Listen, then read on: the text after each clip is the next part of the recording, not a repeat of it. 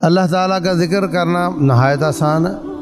مشورہ چل رہا ہے، بات کوئی اور کر رہا ہے، آپ استغفر اللہ پڑھ رہے ہیں، سبحان اللہ پڑھ رہے ہیں، الحمدللہ پڑھ رہے ہیں، اور تو اس کو یاد کرے تو وہ تجھے یاد کرے، کوئی مقابلے کی بات ہے؟ تو یہ جو درس دروس ہیں یہ ذکر ہے۔ قرآن و سنت کو سمجھنا، گناہ پر پختہ نہیں ہو جاتے، بلکہ ہو گیا فوراً اس کو چھوڑ کر توبہ کر لیتے ہیں۔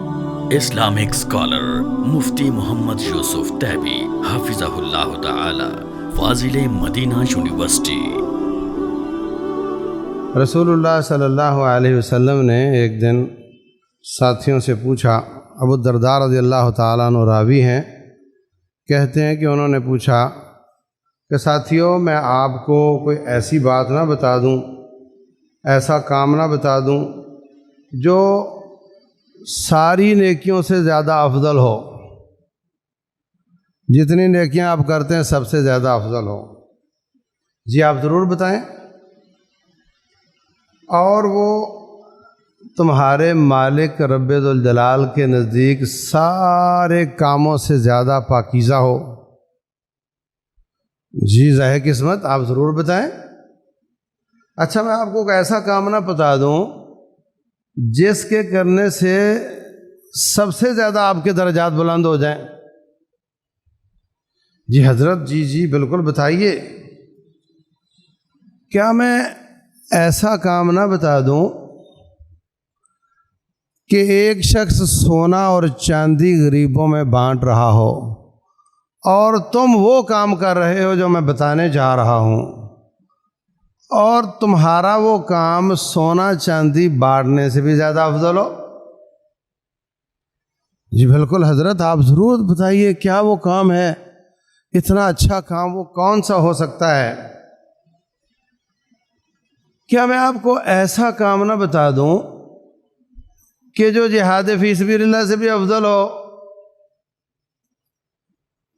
جہاد تو جہاد ہوتا ہے، قتال سے بھی افضل ہو، اور اس سے بھی افضل ہو کہ تم دشمن کی گردنیں کاٹو اور دشمن تمہاری گردنیں کاٹے،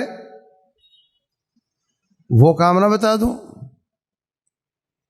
فرمایا وہ کام اللہ تعالیٰ کی یاد ہے، اللہ کا ذکر ہے۔ اللہ کا ذکر سب سے افضل کام ہے۔ یہ ایسا کام ہے جو تقریباً ہر شخص کر سکتا ہے۔ نماز ہے، معذور آدمی وہ بیٹھ کے پڑھ رہا ہے یا لیٹ کر پڑھ رہا ہے، روزہ ہے تو شوگر پیشنٹ پہ، مسافر پہ اس کو مسئلے مسائل ہیں، حج ہے پیسہ نہیں ہے تو چھوڑ سکتا ہے بلکہ نہیں کرے گا وہ، زکوٰۃ ہے پیسے پر نہیں پیسہ تو زکوٰۃ نہیں۔ لیکن یہ کام جو سب سے افضل بھی ہے اور آسان اتنا ہے کہ ہر شخص کر سکتا ہے۔ بزرگ ہے اللہ محفوظ رکھے، بیمار ہے اللہ محفوظ رکھے، یورین بیگ لگا ہوا ہے، خود پیشاب نہیں کر سکتا، اور سب کے باوجود وہ رب کا نام تو لے ہی سکتا ہے، اللہ کا ذکر تو کر ہی سکتا ہے۔ اللہ تعالیٰ کا ذکر کرنا نہایت آسان ہے، اور ایک ایک جملے سے اللہ تبارک و تعالیٰ بڑے درجات بلند کر رہا ہوتا ہے۔ رسول اللہ صلی اللہ علیہ وسلم فرماتے ہیں وَسُبْحَانَ اللَّهِ وَالْحَمْدُ لِلَّهِ تَمْلَأُ مَا بَيْنَ السَّمَاءِ وَالْأَرْضِ۔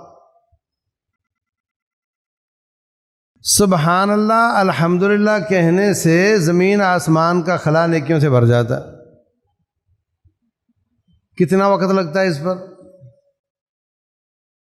وَالْحَمْدُلِلَّهِ تَمْلَأُ الْمِيزَانَ، الحمدللہ کہنے سے رب کا ترازو نیکیوں سے بھر جاتا ہے۔ اور جو اللہ تعالیٰ کا ترازو ہے یہ اتنا بڑا ہے کہ اس میں 7 زمین اور 7 آسمان آ سکتے ہیں۔ 7 زمینیں اور 7 آسمان ایک پلڑے میں آ سکتے ہیں، اور وہ سارا ہی ترازو الحمدللہ کہنے سے بھر جاتا ہے۔ تو بات یہ ہے بھائیو، اللہ تعالیٰ کا ذکر اس کی 3 قسمیں ہیں۔ ایک قسم تو آپ کے سامنے معروف ہے کہ سبحان اللہ پڑھو، الحمدللہ پڑھو، اللہ اکبر، لا الہ الا اللہ، استغفر اللہ، لا حول ولا قوت الا باللہ، سبحان اللہ وبحمدہ، سبحان اللہ العظیم، قرآن پڑھو، یہ سب سے بڑا ذکر ہے۔ یہ ذکر للعالمین ہے، انا نحن نزلنا الذکر، قرآن ذکر ہے، تو اس کو پڑھو۔ اب آپ میری بات سن رہے ہیں تو آپ کے کان عبادت کر رہے ہیں، مگر آپ کی زبان بند ہے، وہ بھی ساتھ ساتھ عبادت کر سکتی ہے۔ صحابہ کرام فرماتے ہیں کہ نبی صلی اللہ علیہ وسلم مجلس میں ہوتے تو 70 دفعہ ہم ان کی زبان مبارک سے اللہ کا نام، ذکر اذکار کو یا استغفر اللہ کو سن لیتے تھے۔ مشورہ چل رہا ہے، بات کوئی اور کر رہا ہے، آپ استغفر اللہ پڑھ رہے ہیں، سبحان اللہ پڑھ رہے ہیں، الحمدللہ پڑھ رہے ہیں۔ ایک شخص کو آپ نے نصیحت فرمائی، لا یزال لسانک رطبا من ذکر اللہ، ہر وقت تیری زبان اللہ کی یاد سے تر رہنی چاہیے۔ اور آپ کے بارے میں عائشہ صدیقہ رضی اللہ عنہ فرماتی ہیں، وَكَانَ يَذْكُرُ اللَّهَ فِي كُلِّ أَحْيَانِهِ، ہر وقت اللہ کو یاد کرتے تھے۔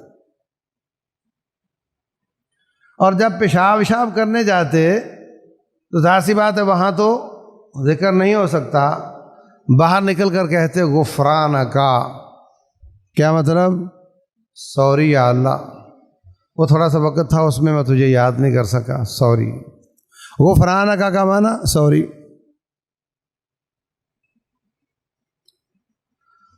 اور رب ذوالجلال فرماتے ہیں، سبحان اللہ انا مع عبدی ما ذکرنی وتحرکت بی شفتاہ، جب تک میرا بندہ مجھے یاد کرتا ہے اور اس کی زبان، اس کے ہونٹ میری وجہ سے ہلتے رہتے ہیں، میں اس وقت اس بندے کے ساتھ ہوتا ہوں۔ دوسری روایت میں فرمایا، میں اس کو یاد کرتا ہوں جو مجھے یاد کرتا ہے، بلکہ قرآن میں فاذکرونی اذکرکم، اور فمن ذکرنی لوحدہ اذکرہ لوحدی، جو اکیلا بیٹھ کے مجھے یاد کرتا ہے میں بھی اکیلا اس کو یاد کرتا ہوں۔ ومن ذکرنی فی ملأ اذکرہ فی ملأ خیر منہ، اور جو مجلس میں مجھے یاد کرتا ہے میں فرشتوں کو اسپیشل بٹھا کر ان کی مجلس اور اس میں اس بندے کا ذکر کرتا ہوں جو میرا ذکر کر رہا ہے۔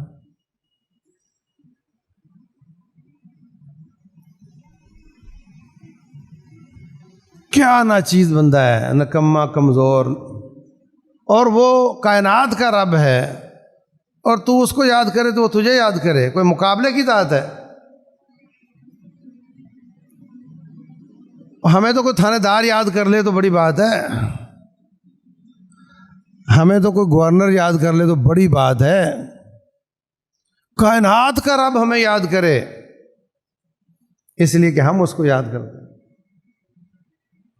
اس سے ثابت ہوتا ہے کہ ذکر سے ہونٹ ہلنے چاہیے، گلے سے آواز بھلے نہ نکلے، ہونٹ ہلنے چاہیے، اور زبان بھی حرکت میں رہنی چاہیے، گلے سے آواز نہ بھی نکلے۔ جو خالی غور کر رہا ہے اللہ کی یاد پر اور نہ زبان ہلتی ہے اور نہ ہونٹ ہلتے ہیں، اس کا فکر ہے، ذکر نہیں۔ وہ اللہ کی فکر کر رہا ہے، ذکر نہیں۔ ذکر میں یہ چیزیں ہونی چاہیے۔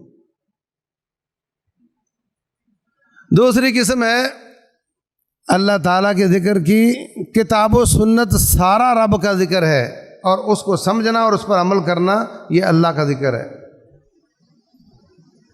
رسول اللہ صلی اللہ علیہ وسلم فرماتے ہیں اللہ تعالیٰ نے کچھ فرشتوں کی ڈیوٹی لگا رکھی ہے، ان کا کام ہی مجالس ذکر کو تلاش کرنا ہے۔ وہ پوری زمین پر چکر لگاتے ہیں اور جہاں درس ہو رہا ہوتا ہے وہ تلاش کر کے اس کے گرد بیٹھ کھڑے ہو جاتے ہیں، اوپر سے رب کی رحمت ان کو ڈھانپ لیتی ہے، اور پھر اللہ ان کا تذکرہ فرشتوں میں کرتا ہے، اور یہ فرشتے پھر جا کر اللہ تعالیٰ کو رپورٹ دیتے ہیں کہ فلاں جگہ درس ہو رہا تھا اور ہم سن کر آئے ہیں۔ تو یہ جو درس دروس ہیں یہ ذکر ہے، قرآن و سنت کو سمجھنا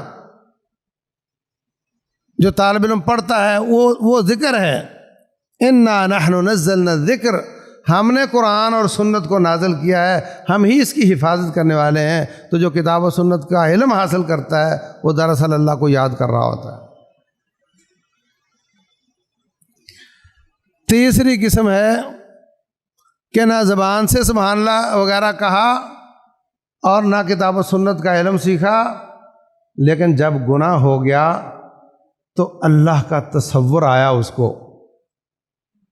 ارے میں نے کیا کر لیا، اتنا کمزور بندہ اتنے بڑے رب کی بغاوت کر لی۔ فَيَوْمَئِذٍ لَا يُعَذِّبُ عَذَابَهُ أَحَدٌ، اللہ جیسا تو کوئی عذاب دے نہیں سکتا، میرا کیا بنے گا؟ کانپ گیا، فوراً اٹھا رب سے سوری کیا، توبہ کی، جس کا حق لیا تھا اس کا حق واپس کیا اور رب سے وعدہ کیا یا اللہ آئندہ نہیں ہوگا، مجھے معاف کر دے۔ تو یہ جو ذکر ہے اللہ یاد آ گیا اس کو، اس کا نتیجہ توبہ ہے۔